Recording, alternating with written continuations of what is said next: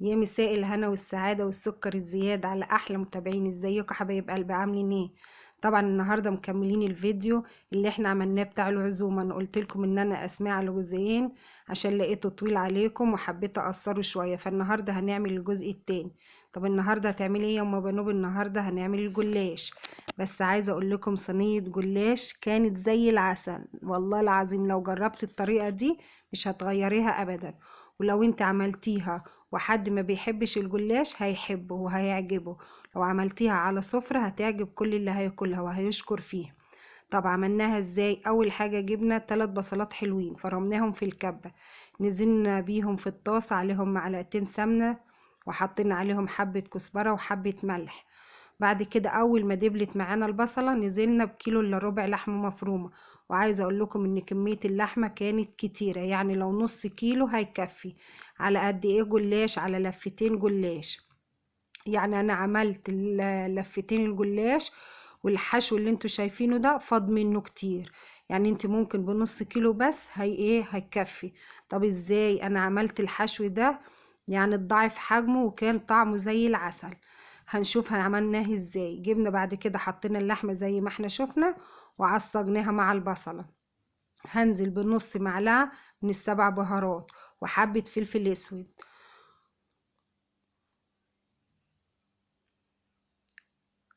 على فكرة الفلفل الاسود مش كتير، بس هو البرطمان ما بينزلش على طول. وحبة ملح. هقلب ده كله مع بعضه. طبعا احنا عارفين هنعصج اللحمة ازاي، كلنا بنعرف نعصج اللحمة. هتعمليها لغاية تعصجي فيها لغاية ما تفرول معاكي. هنزل بحبة شطة، والشطة زي ما قلت لكم ما كانتش حامية، دي كانت باردة. وهقلب لغاية اللحمة ما تفرول معايا.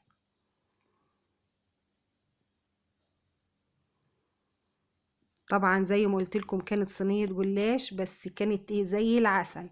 كانت مقرمشة من بره وطرية من جوه، والحشو بتاعها كان مسكر. دول ايه؟ دول 3 جزرات انا بشرتهم بالمبشرة. طب ايه لازمة الجزر؟ الجزر ده بيدي تسكيرة للحمة وبيضاعف حجمها في نفس الوقت. تسكيرة مش انك تاكلي اللحمة كده تلاقيها حلوة، لا، مسكرة كده طعمها حلو. ما تحسيش ان فيها حاجة كده، يعني مش فيها سكر، تحس ان طعمها حلو وبتضاعف الحجم في نفس الوقت. وطبعا الجزر كله فوائد. فايه بشرتهم كده بالمبشرة ونزلت بيهم على اللحمة. جبت 4 طماطمات فرمتهم في الكبة ونزلت بيهم برضو بعد كده على ايه، على اللحمة. يعني احنا بعد ما حطينا ال3 جزرات وقلبناهم كويس مع اللحمة، نزلنا بالايه بال4 طماطمات اللي احنا فرمناهم في الكبة. كله ده على اللحمة. وبعد كده هنقلبها تقليبة حلوة ونسيبها تتسبك على نار هادية. حطينا معلقتين صلصة. هو المفروض كانوا اتحطوا في الاول بس انا بصراحة نسيتهم، بس اول ما افتكرت حطيتهم في الاخر. مش مشكلة، هما كده كده هيتسبكوا مع اللحمة وهتبقى الحشوة زي العسل. يعني انت لو فاكرة حطيهم مع البصلة الاول. بعد ما قلبتهم هنزل بحبة بابريكا وهقلب. حشوة بسيطة بس بصوا طعمها زي العسل. وايه وتكة الجزرات دول هتلاقوها فرقت معاكم جامد في الطعم وفي الكمية. بعد كده هنسيبهم يتسبكوا بالراحة وهنيجي نعمل الحشو بتاع ايه، الجلاش. هجيب دول كوبايتين لبن عليهم كوباية الا ربع سمنة. وعايزة اقول لكم انت لو عملتي نص كوباية هيكون احسن وافضل كمان، لانها تبقى اخف واحلى. هي كانت خفيفة وحلوة بس برضو مش هيفرق كتير. حطينا كوبايتين لبن، حطينا كوباية الا ربع سمنة، معلقتين دقيق، 3 بيضات، ورشة فلفل اسود، وربع معلقة كربوناتو، ربع معلقة صغيرة. يعني انا حطيت زي ما انتوا شفت حبة صغيرين على المعلقة الكبيرة. هنقلب ده كله الخليط مع بعضه تقليبة حلوة. وهنجيب بقى ايه هنحشي الجلاش. هنفرد كده اول ورقتين من غير ده، ما تدهنوهمش. هتدهني الورق الباقي. هحط كام واحدة؟ هحط 4 ورقات، كل 4 ورقات هحشيهم. وبعد كده هدهن من الخليط اللي احنا عملناه. عايزه اقول لكم ان الخليط ده بصوا تحفه، بيخلي لك الجلاش مورع وفي نفس الوقت خفيف، ما تاكليش منه كده وتحس انه تقيل ونفسك كده خلاص مش قادره تاكلي حته او التانية، خلاص تقولي لا ده تقيل مش قادره. تاكلي من الجلاش زي ما انت عايزه، لا تحسي فيه بتقيل ولا تحسي سمنه كده مغراه ولا اي حاجه. هدهن كده الاربع ورقات زي ما قلت لكم، اول ورقتين ما ادهنهمش والباقي هدهنهم.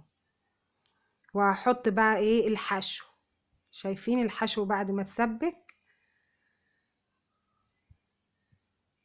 والجزر مش هيبان خالص، ولا اللي هياكل منه هيعرفه ابدا، بالعكس هو بيدوق حشو طعمه حلو وفي نفس الوقت قدامه لحمة مفرومة ما يعرفش فيها ايه.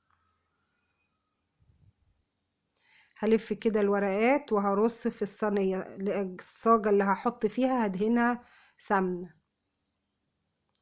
طبعا انا كنت مسخنه الفرن زي ما انتوا عارفين، كنت عامله الاكل يعني الفرن كانت سخنه. هحطه فين؟ هحطه في الشبكه اللي في النص.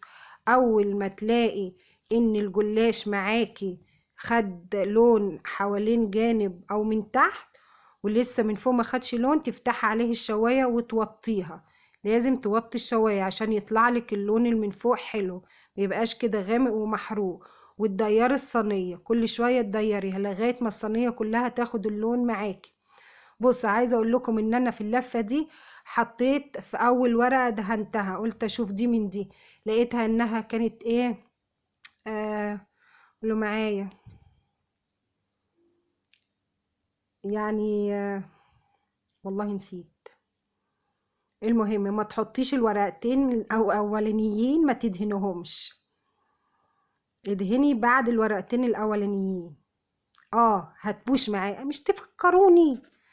اول ورقتين لو انت حطيتي فيها الخليط بتبوش معاكي، لكن اول ورقتين ما تحطيش فيهم الخليط مش هتبوش معاكي وهتطلع الورقة زي الفل. يعني اول ورقتين ما تدهنهمش. بس بعد كده هقطعهم بالسكينة. طبعا اللفتين عملوا لي ايه صاجة ونص. زي ما قلت لكم الفرن تكون سخنة، هتشغلي عليهم الشواية اول ما ياخد اللون الذهبي الحلو في الجناب ومن تحت، وتشغلي الشوايه تكون نارها هاديه وتلفي الصاجه كل شويه تلفيها زي ما انا بلفها كده عشان خاطر ايه الصاجه كلها تاخد لون موحد، ما يبقاش جنب ابيض وجنب احمر، جنب خلاص استوى وجنب لا. هجيب بقى الخليط اللي انا عملته وهدهن بيه الصينيه. هحط على ايه الباقي، طبعا انا دهنت خلاص الورق والباقي هحطه على الصينيه. وهسيبها لمدة حوالي 10 دقايق تشرب الخليط اللي احنا ايه حطيناه عليها، اللي انت كبتيه عليها ده كله هتسيبيها لمدة 10 دقايق تشرب بس. وبعد كده هتحطيها في الفرن وهتطلعيها احلى جلاش تاكليه. جربي الطريقة دي وشوفيها تعجبك جدا. هنيجي بقى هنعمل شوية ملوخية، بس بقى اقول لكم ايه، شوية ملوخية ولا تقولي لي صبح كابر ولا احلى مطعم. شوية ملوخية كما قال الكتاب زي العسل. اول حاجة حطيت مع مكعب مرقة ما تركزوش معايا، مكعب مرقة. حطينا نص معلقة سكر ونص معلقة توم مفروم، وهنقلبها تقليبه حلوه في الشوربه. والشوربه قد ايه؟ حوالي كوبايه شوربه. لو انت اول مره تعملي الملوخيه ما تكتريش شوربه عشان لو احتاجت تحط لها بعد كده، لكن لو انت حطيت شوربه كتير وحطيت الملوخيه كده ملهاش دوا خلاص. لكن تحط حبه شوربه صغيرين وبعد كده تحطي ايه بالحبه الشوربه بعد الملوخيه. حطينا ايه؟ حطينا ربع معلقه كربوناتي في الشوربه. بعد كده هننزل بالملوخيه، هنقلب كده كويس بره النار عشان طبعا الكربونات لما تحطيه على الشوربة وهو على النار هيفور منك. كده خلاص احنا قلبنا الملوخية. اي ريمة اي حاجة مش محبوبة انك تسيبيها، تشيليها على طول من الحل. طبعا الملوخية اهم حاجة انك بعد ما تقطعيها وتغسليها غسلة حلوة تنشفيها ازاي، تفردي في معاكي ملاية وتحط عليها الملوخية لغاية ما تنشف معاكي، دي اللي مش هتعمل لك كريم. بس انا بصراحة استعجلت عليها عشان خاطر كان الوقت خلاص، وكنت اخر حاجة هي الملوخية وكنت عايزة اعملها. ان انت عندك وقت تقطعيها وتسيبيها على ملاية حلوة نظيفة، وتسيبيها لغاية ما تنشف من المية بتاعتها. هي دي اللي ما بتخليش الملوخية تعملك اي ريمة. بس هعمل لها الطشة. طبعا معلقتين حلوين سمنة بلدي، عليهم معلقة كبيرة توم مفروم، عليهم نص معلقة كزبرة. واهم حاجة في الملوخية بعد ما احطها يا دوبك بديها غلوة قبل ما تقلب على النار، بطفي عليها عشان خاطر ايه؟ عشان خاطر ما تسقطش منك ولا تسود. بغطيها بس لما بطشلها، وبعد كده بقى ايه؟ بعريها اهو. شايفين الملوخية ولونها عامل ازاي؟ ايه رأيكم فيها؟ شوية ملوخية كانوا زي العسل، يستاهلوا بقكم والله. طبعا انتوا شفتوا السفرة دي، بس احنا طبعا هوريكم الجلاش. شايفين لون الجلاش عامل ازاي؟ لان انا بعد كده فتحت عليه الشواية بس على نار هادية، وسيبته لغاية ما حمر الصاجة كلها. كنت ايه؟ بديرها بلفها، كل ما تحمر جنب بلف على الجنب التاني لغاية ما خدت اللون الموحد اللي انتوا شايفينه ده.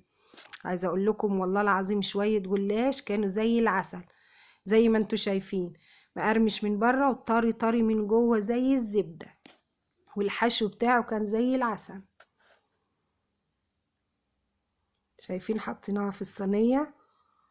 عايزة اقول لكم ان يعني عيالي كانوا بيتجننوا بيه، وكل الضيوف اللي كانوا منه عجبهم جدا. وادي الملوخية اهي.